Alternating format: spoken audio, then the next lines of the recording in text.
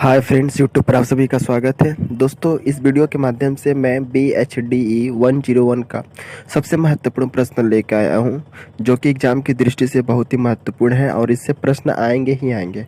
तो प्रश्न बन के आता है एग्ज़ाम में कि शतरंज के खिलाड़ी जो कहानी है, इस कहानी का क्या उद्देश्य है।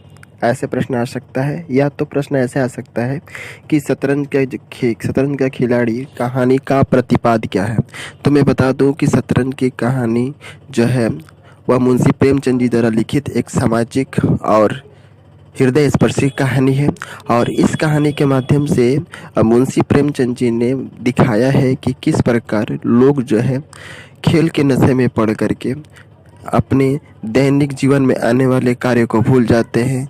यहाँ तक कि देश में क्या हो रहा है, समाज में क्या हो रहा है और घर की स्थिति कैसी है, इस चीज़ को वे भूल जाते हैं।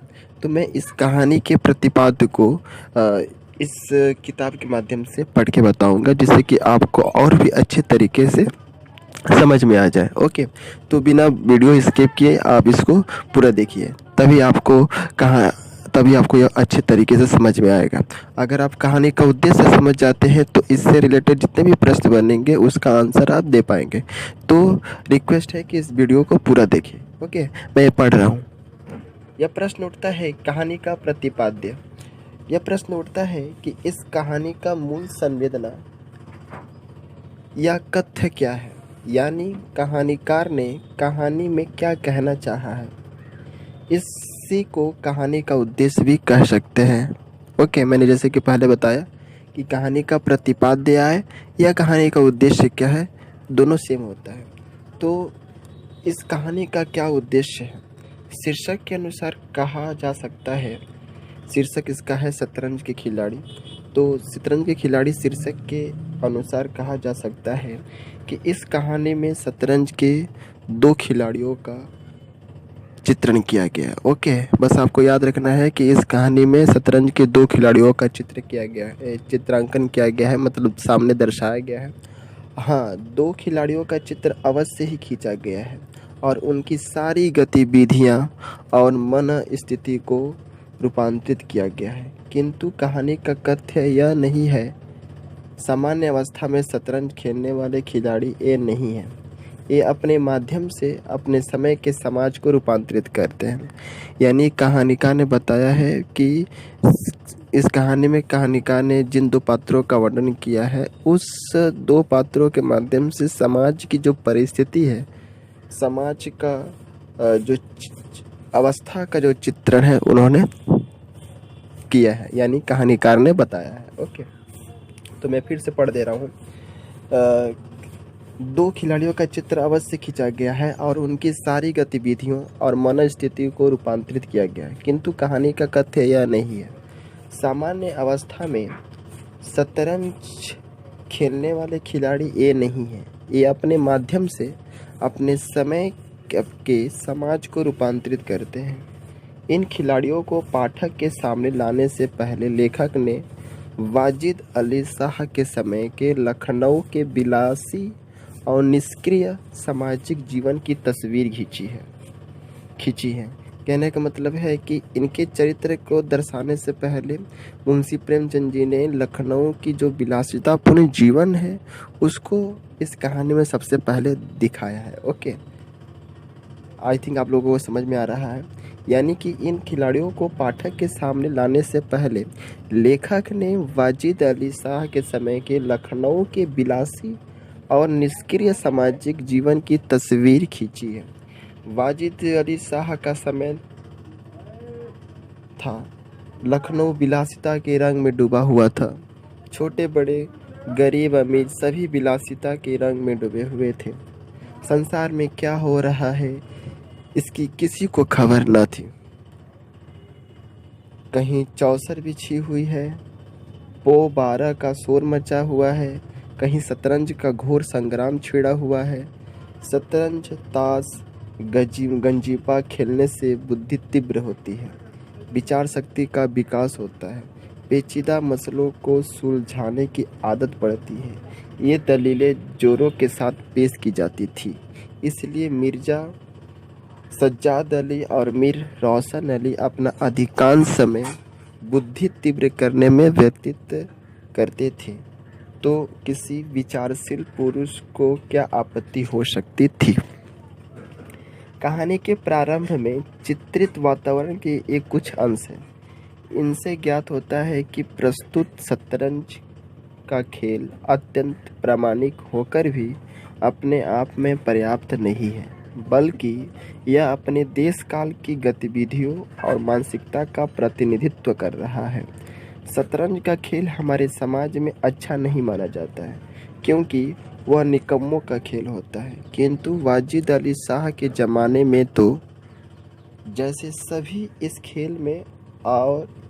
खेल में या इस जैसे विलासी खेलों में मशगूल थे, यानी पूरा समाज अपने दायित्व और कर्तव्य बोध से विमुख होकर पतनशील जीवन सुख में लिप्त था। लोगों में सामाजिक कर्म के लिए अपने को बलिदान करने के स्थान पर अपने निजी राग विराग के लिए मिटने की भावना थी। बड़े से बड़े सामाजिक और राष्ट्रीय हादसे भी हो जाने पर भी ये निश्चित रहते थे, किंतु निजी जीवन में घटी छोटी सी छोटी घटना के लिए मर मिट सकते थे। लेखक ने लिखा है, नवाबी जमाना था, सभी तलवार, पेशकश, कटार वगैरह बांधते थे। दोनों विलासी थे, कायर न थे। उनमें राजनीतिक भावों का अधपतन हो गया था। बादशाह के लिए, दसाहत के लिए क्यों मरे, पर व्यक्तिगत वीरता का अभाव न था। इसलिए जो मीर और मिर्जा कंपनी के सैनिकों के लखनऊ में घुसने और उनके द्वारा बादशाह वाजिद अली शाह के बंदी बनाए जाने की घटना को देखकर भी वे लोग शांत खेल में मस्त रहे। वे ही अपने अपने शतरंजी वजीरों की रक्षा में चली गई चालों को लेकर झगड़ पड़े। आपस में कहासुनी में उनका खानदानी अहंकार जाग उठा था और वे अपने आप में इसी वजह से एक दूसरे पर तलवार से वार कर मर गए।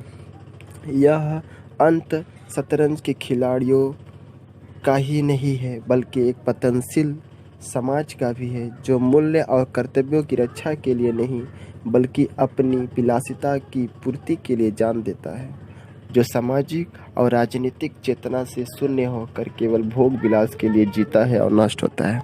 कहने का मतलब यह है कि इस शतरंज के खिलाड़ी कहानी के माध्यम से मुंशी प्रेमचंद जी ने समाज के उस दृश्य को दिखाया है जिस समाज में जो लोग हैं, वाजिद अली और मीर सज्जाद अली जैसे लोग जो हैं विलासितापूर्ण जीवन में इतनी पूरी तरह से डूब गए हैं कि उनका जो शासक को बंदी बनाया जा रहा है, उनको गिरफ्तार किया जा रहा है, यह फ़र्क नहीं पड़ रहा है उन लोगों के ऊपर, बल्कि वे लोग अपने खेल में इतना मशगूल है, इतना व्यस्त है कि वह अपना खेल ही खेल रहे हैं। और अचानक खेल में क्या होता है कि उन दोनों के बीच में झगड़ा हो जाता है और दोनों ने तलवार उठाकर एक दूसरे की हत्या कर देता है। कहानीकार यानी मुंशी प्रेमचंद जी ने यह बताने का प्रयास किया है कि यहाँ पर इन दोनों पात्रों का पतन नहीं हुआ है, बल्कि उस समाज का पतन हुआ है जो समाज विलासितापूर्ण जीवन जीने के लिए व्यस्त है, और उस समाज के लोगों का देश से समाज से लेने मतलब देश और समाज से कोई मतलब नहीं है। ऐसे समाज की ओर लेखक ने इस कहानी के माध्यम से दर्शाया है, जिस समाज के लोग जो है विलासितापूर्ण जीवन जीने के लिए व्यस्त रहते हैं और विलासितापूर्ण अपने अधिकार को बचाए रखने के लिए एक दूसरे की हत्या भी कर देते हैं। लेकिन समाज में क्या हो रहा है, समाज में किस तरह की घटनाएं घट रही है, उनका लेना देना नहीं है। तो दोस्तों आई थिंक आप लोगों को यह वीडियो समझ में आया होगा, थोड़ा बहुत कहानी समझ में आया होगा। तो आशा करता हूँ कि जितना भी हो सका मैं आप लोगों को समझा दिया। और अगर आपके पास किताब है, बुक है, तो आप अच्छे तरीके से इसका आंसर पढ़ सकते हैं और इससे प्रश्न आएगा ही आएगा, और इसको एक अच्छे तरीके से अच्छे से पढ़ लीजिए, जिससे कि आपको इसका जो डाउट हो आपको क्लियर हो जाए। और इससे प्रश्न आएंगे ही आएंगे। BHD 101 में जितने भी महत्वपूर्ण प्रश्न हैं सब कहानी का या सब उपन्यास का अगर उद्देश्य पढ़ लेते हैं तो आई थिंक 85% क्वेश्चन उससे कर पाएंगे, क्योंकि उद्देश्य मालूम चल गया तो क्या लिखना है आंसर शीट में वो आपको तो मालूम ही रहता है। तो बस आज के लिए thank you, best of luck, जय हिंद, वंदे मातरम।